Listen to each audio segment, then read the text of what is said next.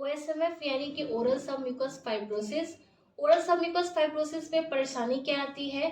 मुंह खोलने की परेशानी इसमें आती है। जो गाल होता है, अंदर का जो हिस्सा होता है चिक, इसमें कठोरपन आ जाते हैं, जिसकी वजह से मुंह खोलने की परेशानी होने लगती है।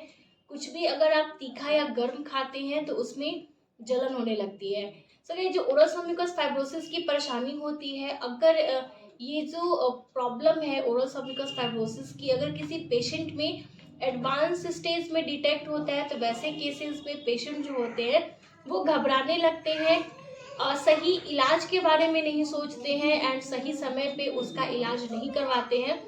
मेरे बहुत सारे पेशेंट के क्वेश्चन थे कि मैम, अगर हमारा जो ओरल सब म्यूकस फाइब्रोसिस है वो अगर एडवांस स्टेज में डिटेक्ट हो रहा है तो उसके लिए हमें क्या करना है। कैसे आप लोग, मैं हूँ डॉक्टर कंचन। सो गाइस, आज का जो वीडियो है, आज के वीडियो में हम बात करेंगे कि ओरल सब म्यूकस फाइब्रोसिस अगर एडवांस स्टेज में चला जाता है तो क्या सिम्टम्स आपको, यानी कि क्या लक्षण उसमें दिखाई देते हैं, एंड साथ ही साथ इसके ट्रीटमेंट यानी कि इलाज के बारे में भी हम समझेंगे कि क्या ये दवाइयों के द्वारा ठीक किया जा सकता है या फिर इसके लिए कीमोथेरेपी, रेडिएशन थेरेपी या फिर सर्जरी, कौन सा इलाज इसके लिए बेहतर होता है और हमें कब इसका इलाज करवा लेना चाहिए बिना देर के। वीडियो स्टार्ट करने से पहले आप सभी से रिक्वेस्ट है कि चैनल पे नए हैं तो चैनल को सब्सक्राइब करिए एंड बेल आइकन को जरूर दबाइए।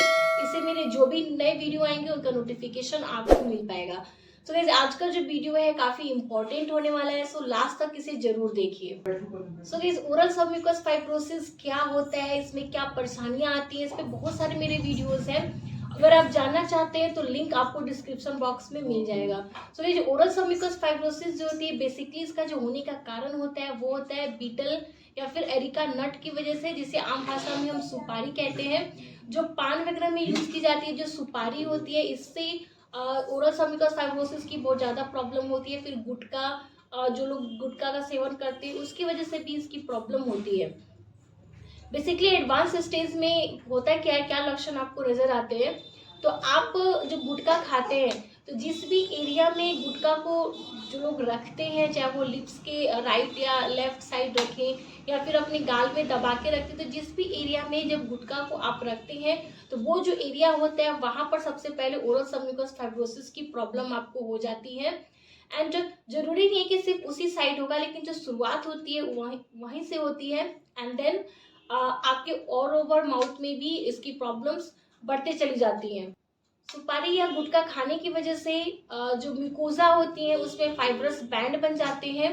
तो ये जो फाइब्रस बैंड है, जो आपका लिप का एरिया होता है वहां हो सकती है, जो गाल का अंदर का हिस्सा होता है, चिक होती है, वहां हो सकती है, आपके तालू पे भी फाइब्रस बैंड बन जाते हैं। इसकी वजह से मुंह खोलने में बहुत ज्यादा परेशानी आती है, क्योंकि जो फाइब्रस बैंड होते हैं उसकी वजह से आपका जो मुंह है वो कठोर हो जाता है और आपके माउथ की ओपनिंग अच्छे से नहीं हो पाती है। नेक्स्ट होता है कि किसी किसी लोगों में हैबिट होती है, जो गुटखा होता है वो उसे थूकते नहीं है, निगल जाते हैं।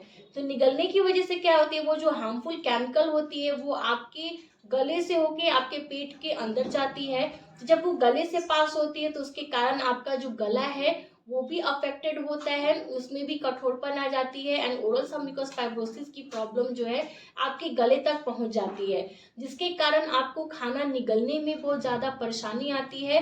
जब आप खाना खाते हैं तो जब खाना जो फूड पाइप के थ्रू होके जाता है तो उस दौरान बहुत परेशानी आती है, पेशेंट अच्छे से खाना पीना नहीं खा पाते हैं।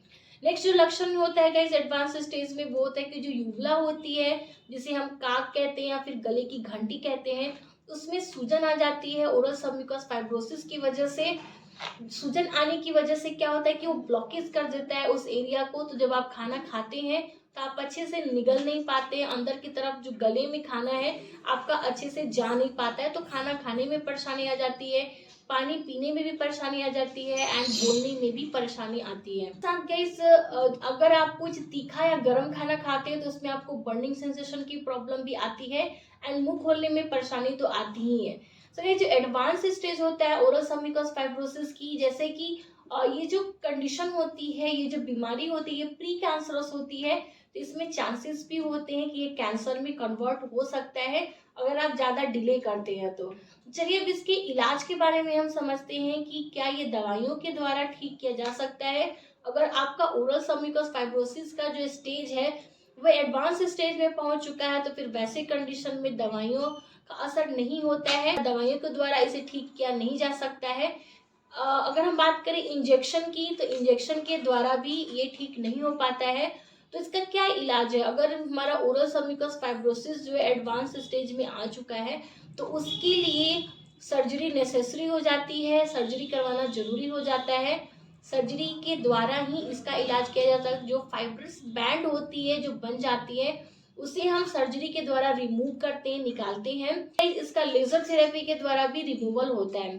तो ये तो हो जाते हैं इसके ट्रीटमेंट। अब बात आती है गाइस कि जैसे ही लोगों को पता चलता है कि हमारा ओरल सम्यूकस फाइब्रोसिस एडवांस स्टेज में आ चुका है, वो परेशान होने लगते हैं, बाकायदा कि जाके उसका इलाज करवाएं, उसके बजाय वो टेंशन में आ जाते हैं, स्ट्रेस में आ जाते हैं। तो आपको ऐसा बिल्कुल भी नहीं करना है। अगर आपको ओरल सम्यूकस फाइब्रोसिस एडवांस स्टेज में डिटेक्ट हुआ है, तो इसके लिए आपको परेशान होने की जरूरत नहीं है। आप तुरंत अपने जो भी डॉक्टर हैं उनसे कंसल्ट करिए एंड डॉक्टर के बताए गए इंस्ट्रक्शन को फॉलो करिए। अगर वो सर्जरी एडवाइस करते हैं तो आपको इमीडिएटली सर्जरी करवा लेनी चाहिए। उस स्टेज को आगे बढ़ने नहीं दीजिए ताकि वो कैंसर में कन्वर्ट हो जाए। एंड गाइज, अपने हैबिट को आपको तुरंत बंद कर देना है। आप जो भी चीज़ें लेते हैं, तंबाकू, गुटखा, जो भी चीज़ें आप खाते हैं, पान खाते हैं, तो इन सब चीज़ों को बंद करिए, क्योंकि ये जो प्रोडक्ट होते हैं इससे आपके जो कंडीशन है और सीरियस होने के जो चांसेस है वो बढ़ जाते हैं। सो गाइस, ये थे आज की वीडियो। आई होप कि आपके लिए हेल्पफुल रहा, और यस डेफिनेटली लाइक कीजिए, चैनल को सब्सक्राइब करिए और अपने फैमिली फ्रेंड्स को जरूर शेयर करिए ताकि उन्हें भी हेल्प मिल सके। अगर आपके कोई क्वेश्चन हो तो डेफिनेटली आप मुझे कमेंट सेक्शन में पूछ सकते हैं। मुझे जब भी समय मिलेगा मैं इसका जरूर रिप्लाई करूंगी। सो गाइस, तब तक के लिए be healthy and be happy.